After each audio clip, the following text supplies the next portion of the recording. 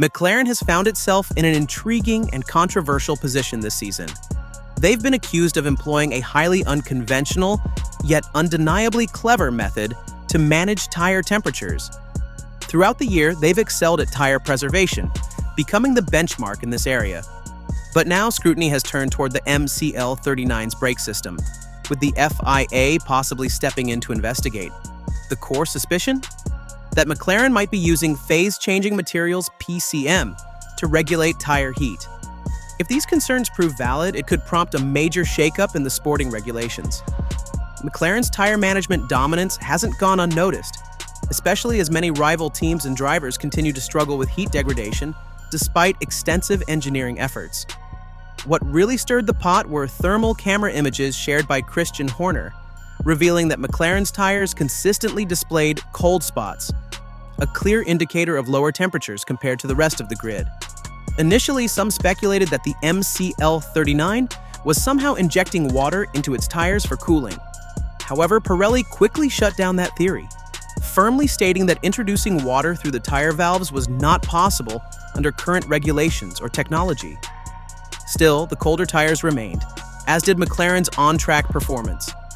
In response, Zak Brown leaned into the controversy with humor, placing tire water stickers on his water bottle during the Miami GP, a tongue-in-cheek jab at Horner's allegations.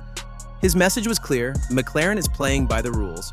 Now, with the water theory debunked, attention shifts to a new possibility: PCM technology.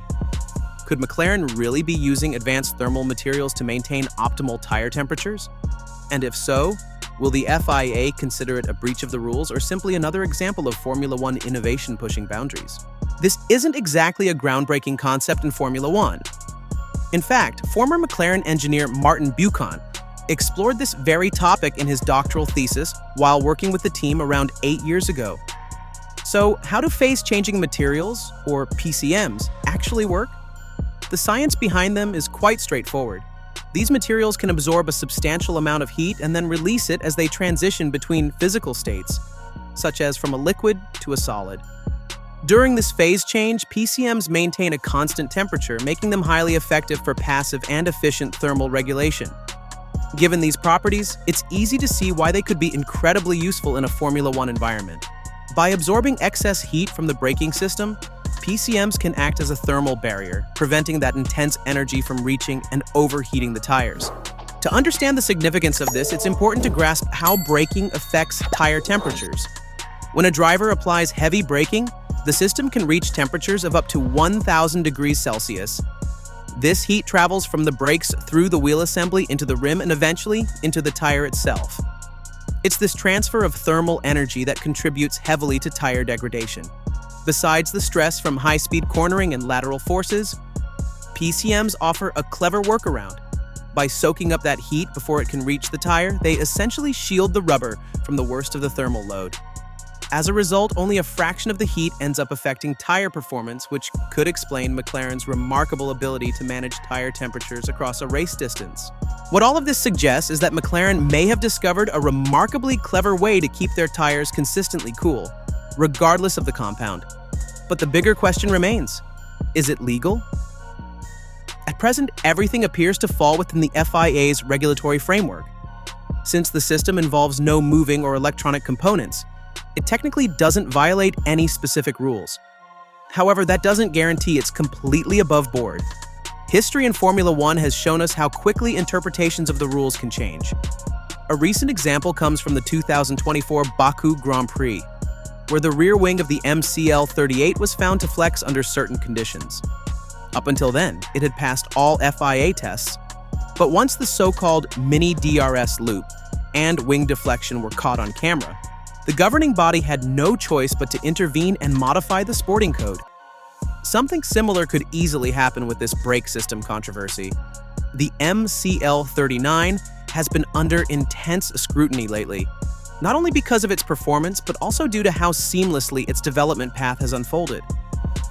Unlike most of the grid, McLaren appears to be progressing without any major hurdles, and that alone is raising eyebrows.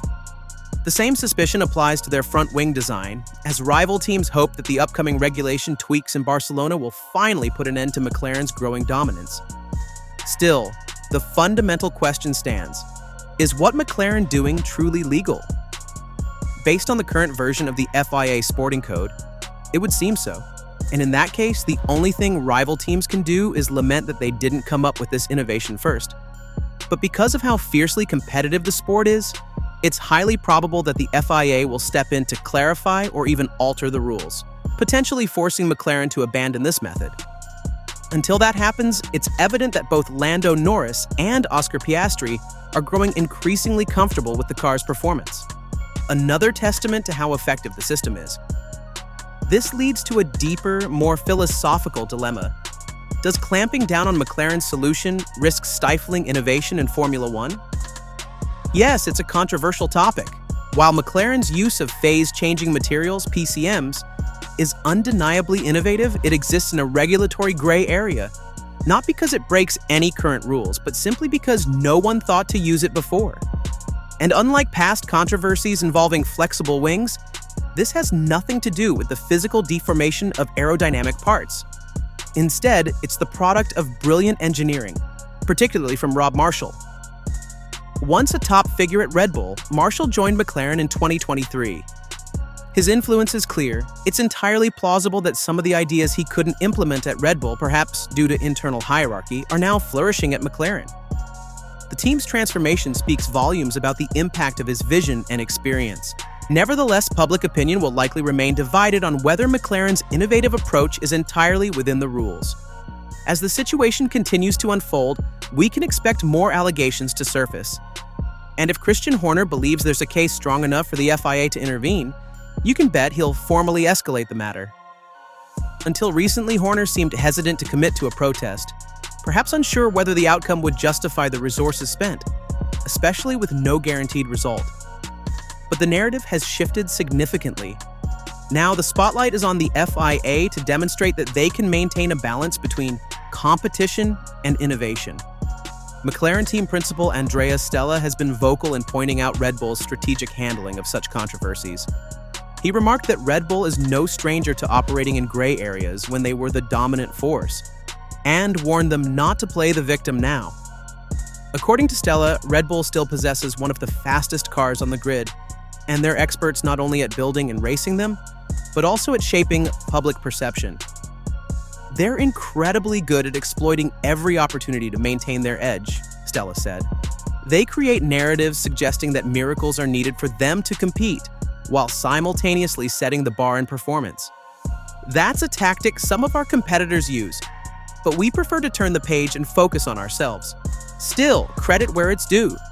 Red Bull excels even in managing the non-technical aspects of the sport. With all this swirling around, it seems increasingly likely that the FIA may be forced to take a firmer stance. Horner has even admitted that situations like this are part of the sport's natural evolution. In Formula One, he said, questions are always raised. McLaren did the same with our front suspension last year. When you're at the front, you're going to come under more scrutiny. That's the nature of the sport. Horner also pointed out that most of the legwork in these technical disputes is actually done by the teams themselves, whose resources for analysis far exceed those of the FIA. He acknowledged McLaren's standout performance, especially in Miami, where their medium tire management was particularly impressive. For now, we'll have to wait and see how the FIA chooses to respond to this latest issue surrounding McLaren's brake system. But one thing is certain, innovation in Formula One never stops. And it's that relentless pursuit of performance that continues to define the sport. With all this in mind, the question now turns to you. What do you think of McLaren's alleged use of phase-changing materials? If it's proven true, should the FIA take action? Or should they let innovation thrive even in the gray areas? Comments below. And once you're done, don't forget to click on the video that's popping up on your screen right now. And don't forget to subscribe my channel.